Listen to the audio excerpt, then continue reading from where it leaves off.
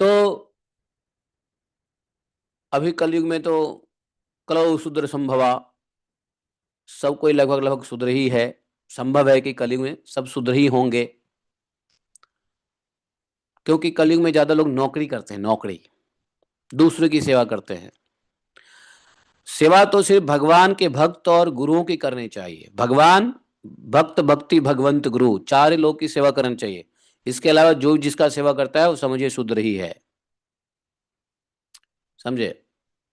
लेकिन यदि किसी का मालिक भगवान का भक्त है तो उनकी सेवा करते हुए वो शूद्र नहीं है, वो दास अनुदास है।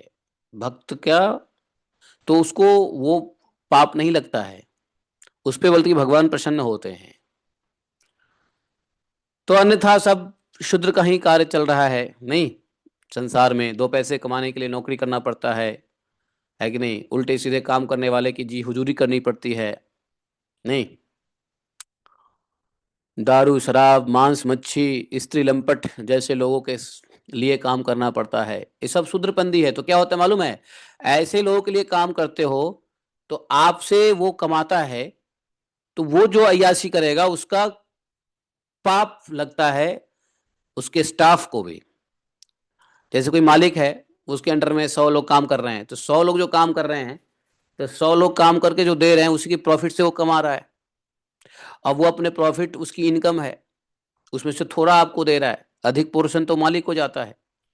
और उससे यदि वह पाप कर्म करता है तो वह पाप कर्म सब में डिस्ट्रीब्यूट होता है। इसलिए शूद्र वर्ण के लोगों को थोड़ा सा ध्यान देना पड़ता है, और उनको पाप जो लगता है अन्य की सेवा करने से, उसके छुटकारा भागवतम से हो सकता है। इसलिए सबके लिए भागवतम है। यह बात जब पता चले तो इमीडिएटली छोड़ देना चाहिए शूद्रों की सेवा। खुद तो ब्राह्मण है, खुद तो वैष्णव है, लेकिन शूद्र की सेवा कर रहे हैं, तो फिर कर्म से शूद्र ही हो गए।